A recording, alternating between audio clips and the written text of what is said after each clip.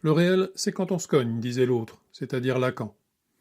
C'est surtout ce que l'on ne veut pas voir, pas savoir. Bref, l'antimatière première des médias aux ordres, et la matière première de ce JT. Nouvelle donc de l'envahissante secte mahométane. Malek Chebel, grand enfumeur devant l'Éternel, déclare au Figaro, je cite, « L'islam apolitique de nos grands-parents a perdu. Il est bien temps de s'en rendre compte. » Que sont donc devenus tous les bobards rassurants du sieur Chebel sur l'islam et sa civilisation?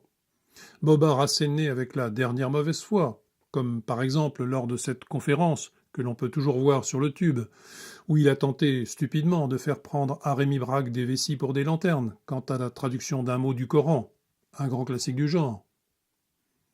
Et pourquoi donc a-t-il perdu cet islam à l'ancienne? Réponse, c'est une simple question de rapport de force, et rien d'autre. Logique, avec un totalitarisme dont la survie dépend de la conquête, qui ne peut fonctionner autrement. L'islam est intrinsèquement politique, conquérant, totalitaire. Ceux qui, après sa conquête, l'ont acclimaté bon an mal an, en s'appuyant sur d'autres racines plus anciennes, ou sur des cultures préalables que l'islam n'a pas réussi à totalement éradiquer, cultures plus aimables ou moins terribles, ceux-là ont toujours perdu, et ils perdront toujours. Pendant ce temps, la guerre qui vient se précise. Les futurs diplômés ne devraient pas manquer de travail, n'en doutons pas. Pour rappel, cet été, Alain Marceau, député Les Républicains des Français de l'étranger et ancien juge antiterroriste, mettait les pieds dans le plat et affirmait que Trappes, je cite, est gouverné par des islamistes. Il a également évoqué une commune où, je cite, la République a complètement disparu, disant « Vous avez une ville gouvernée par des islamistes, par des djihadistes, par des frères musulmans, par des salafistes. Ils ont pris le pouvoir et ils gèrent tout, les écoles, la santé, les centres sociaux. » Un rapport qui vient d'être remis au ministère de la Justice confirme ces dires. Encore un Molenbeek français? Combien sont-ils sur tout notre territoire? Silence radio. Et Molenbeek, précisément. RT nous apprend qu'il a été effectué un grand ménage, je cite. Près de 90 associations ont été démantelées pour leur lien avec l'islamisme, et 3 mosquées fermées, ainsi qu'une école coranique clandestine. Et puis, qu'est-ce que cela change? Molenbeek est-il redevenu Molenbeek? Ou bien reste-t-il l'Arabie saoudite à 200 mètres de la Grand Place de Bruxelles, comme le dit le journaliste Quatremer, pourtant correspondant de Libération et collabo de Première? Est-elle devenue moins dangereuse pour la sécurité de la Belgique et des autres pays européens, moins islamiste? Non, bien entendu. Au mieux, on parlera de moulins donquichotesques, de bruit médiatique et administratif pour s'agiter en vain, pendant que le cancer prolonge plus profondément ses métastases. Politique aérie. Concours de ridicule. Monsieur Wauquiez qui tweete martialement hier, je cite, « Ce n'est pas à la France de s'adapter à l'islam, mais à l'islam de s'adapter à la France. » Autrement dit, qui reprend en mode tonitruant le discours traîtreusement lénifiant de Juppé. Y aura-t-il quelqu'un pour lui ou leur expliquer que l'islam n'a que faire de la France et de la francité, et qu'il poursuivra son destin de conquête mondiale envers et contre tout? Que les desiderata et prétentions d'un Wauquiez ou d'un Juppé à son endroit sont une bouffonnerie? Qu'avant de prétendre réformer l'islam, qui est intrinsèquement irréformable depuis des siècles, cela du haut de leur insignifiance et de leur inculture manifeste, il vaudrait mieux qu'ils commencent peut-être par l'étudier sérieusement, ou demander à ceux qui savent. Savent-ils seulement qu'en islam l'innovation est condamnée? Que l'effort d'interprétation s'est interrompu à partir de 900 après Jésus-Christ environ, et que l'on a alors considéré que la porte de l'effort de réflexion, Bab al-Ijtihad, était définitivement fermée? Que depuis on doit se contenter de recopier les solutions et que l'on ne peut plus modifier le moindre élément? Bref, que l'islam n'aime ni les lettrés, ni l'élite autre que guerrière, et qu'on y considère que la révélation divine n'a pas à être soumise à la critique humaine. Surtout, si le désir de se cultiver les prend, qu'ils n'hésitent pas. Bien que simple citoyen, et comme nombre d'autres, je peux déjà leur faire une bonne vulgarisation, afin de les déniaiser au moins un peu. Démocratie européiste. M. Hollande s'offre sans risque une petite cure de grand militant de la gauche éternelle, fidèle à son désormais fameux discours du Bourget, en demandant aux autres pays européens que l'on cesse les négociations sur le traité transatlantique de libre-échange, négociations qu'il a jusque-là servilement soutenues. Il sait très bien que ce traité ne sera pas finalisé avant le prochain départ de M. Obama, et que donc tout sera à revoir après l'élection américaine, et sans doute quelques autres. Il sait aussi très bien que ce n'est pas lui qui décide, ni qui a si peu que ce soit les moyens d'influer sur cette question. Mais cela lui donne l'occasion d'un affichage flatteur pour les gogos de gauche, et toujours cela de prix. Cela dit, l'inénarrable Juncker a tout de même cru utile de bien marquer qui commandait et qui devait obéir, en affirmant aussi sec et publiquement que l'Union européenne continuera de négocier avec les États-Unis, que cela plaise ou non au président français, et surtout à son peuple, comme à tous les peuples européens du reste. C'est que, comme l'a dit le président allemand Joachim Gauck, je cite, « Les élites ne sont pas le problème, ce sont les peuples qui sont le problème aujourd'hui. » Fin de citation. Et c'est que l'Union européenne entend bien se passer des peuples européens pour mener à bien son programme de liquidation de la véritable Europe et réaliser son délire universaliste, désormais exaucé au rang de véritable religion. Le peuple est à ce point passé par profits et pertes par ces gens, convaincus de maîtriser le cours des choses, qu'ils en ont oublié de le craindre. Leur réveil pourrait être douloureux. Vous craignez, à juste titre, le chaos libyen, ses métastases dans tous les pays environnants, le califat syro-irakien, les nébuleuses islamistes d'Al-Qaïda à Boko Haram et la constitution d'un califat sahélien. Vous adorerez la Bosnie et son environnement, fruit de la guerre illégitime menée contre la Serbie, fruit d'une politique folle, suicidaire, dans laquelle nous avons été entraînés par les mensonges d'une propagande éhontée. Une propagande qui se poursuit. Rappelons le jugement du Tribunal international pour l'ex-Yougoslavie, qui a récemment, et le plus tardivement possible, totalement blanchi Milosevic, dans le silence complet des médias et des politiques, ainsi que le relatait notre JT numéro 5 du 9 août dernier. Le magazine Contrepoint pose maintenant la question. Vers un bastion de Daesh en Bosnie ?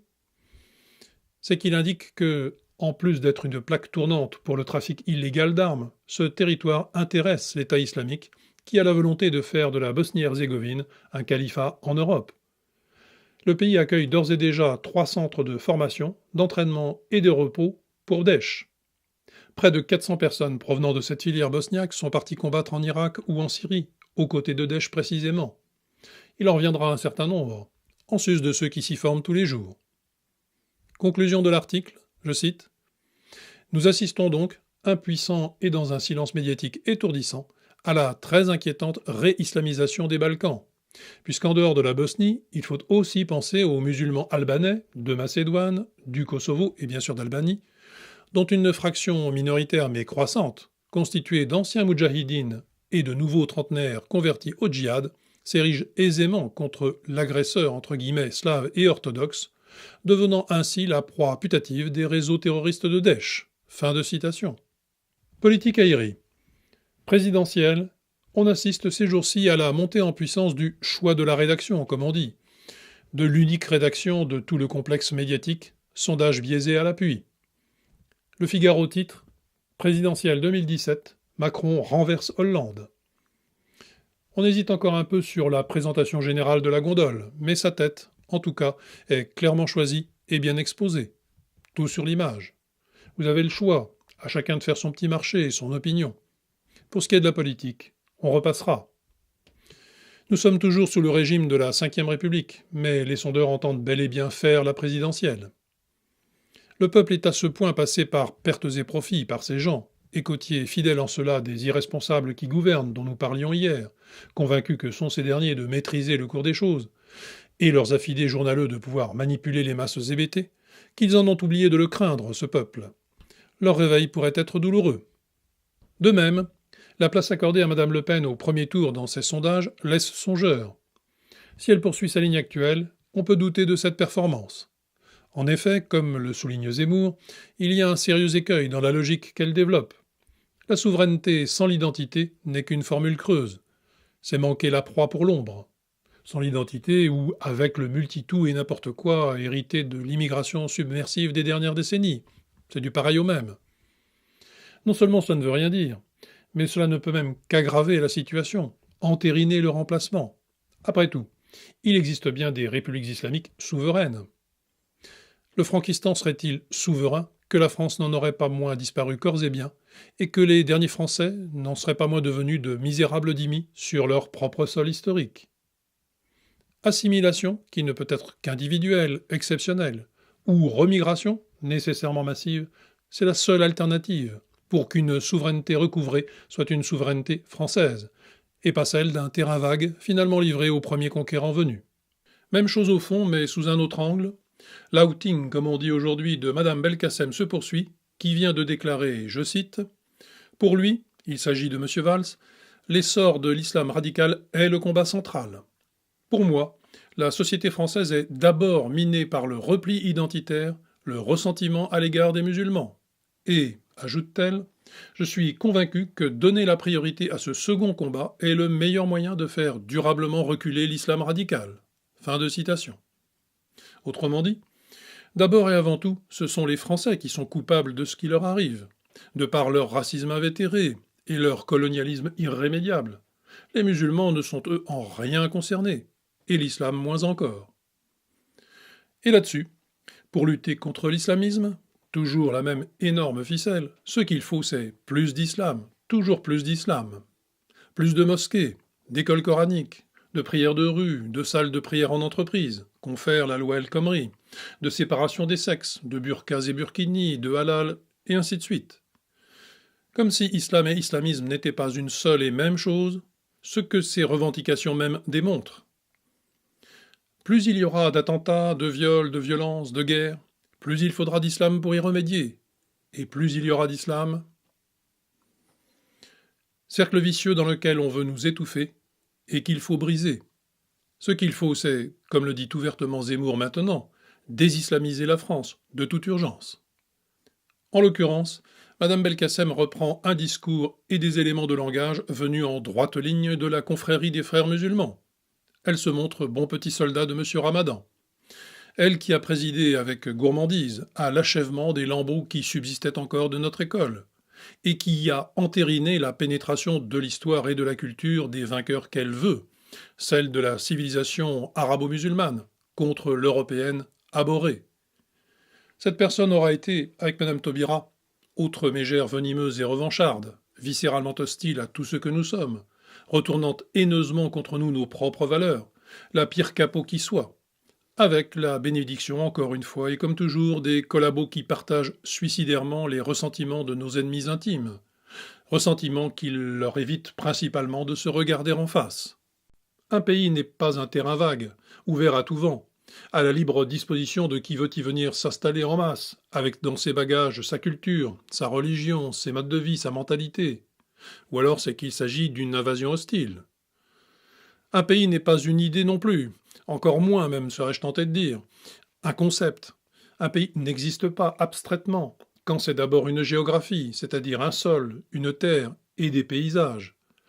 Il n'existe pas, donc, indépendamment des habitants qui l'ont façonné, autant qu'il les a lui-même façonnés, qui s'y sont intimement associés, dans la longue durée, par transmission et tradition, lente maturation, ou greffe réussie, cette difficile variante que notre pays a si brillamment illustrée par le passé, et dont toutes les conditions ont été détruites par les irresponsables du complexe médiatico-politique depuis 40 ans et plus.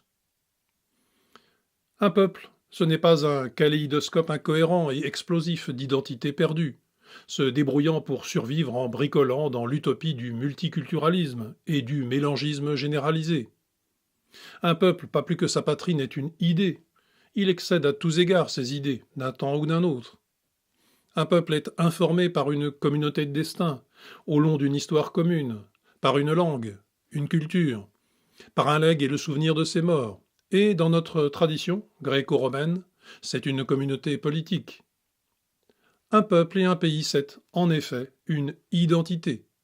Ou pour mieux le dire, c'est une singularité.